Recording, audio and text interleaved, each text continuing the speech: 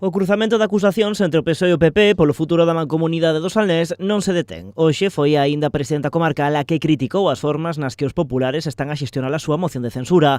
Cualificou as últimas intervencións públicas de comparsa e acusounos de ser eles os que rompen o consenso dos últimos anos na mancomunidade. Tivo ademais comentarios sobre o papel que está a xogar en todo isto o alcalde de Ribadumia e candidato á presidencia. Me dá moita pena ver o alcalde de Ribadumia manejado por Gonzalo Durán. Moita pena.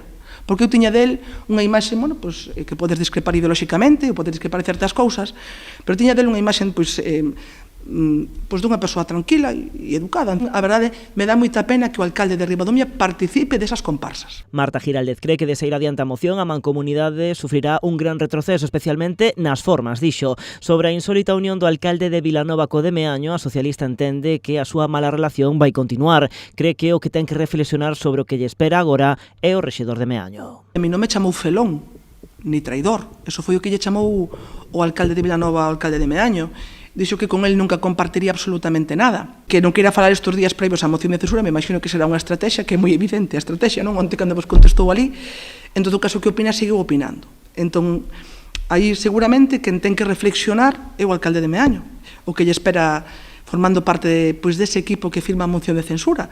Primeiro, porque vai estar nun equipo onde non é ben querido, e segundo, porque vai estar nun equipo no que vai a ter un especial protagonismo, o seu principal rival no Concello de Meaño. E precisamente sobre o papel de José Manuel Aspérez de Meaño Independiente, Marta Giraldez insiste en que detrás dese apoio hai algo máis.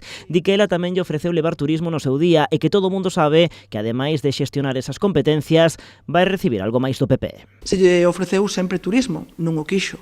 Que pasa? Que o PP, me imagino que a parte de turismo lle ofrecerá algo máis, e eu ese algo máis me neguei a ofrecerlle a Aspérez. E pide que o aclaren xa, porque engade, ao final, todo se acaba sabendo. Que o explique el, que o explique o presidente da Deputación e que o explique o señor Rueda. Non serei eu que o diga, pero todo se sabe en esta comarca. Hasta que semana pasada a Aspérez andaba polos pasellos da Deputación, todo se sabe. Os socialistas, por certo, confían en que prospere o recurso que presentaron contra a moción de censura, pero se finalmente esas medidas cautelares non se chegan a aplicar, a sesión celebraríase tal como se anunciou o vindeiro 23 de xaneiro ás 12 da mañá.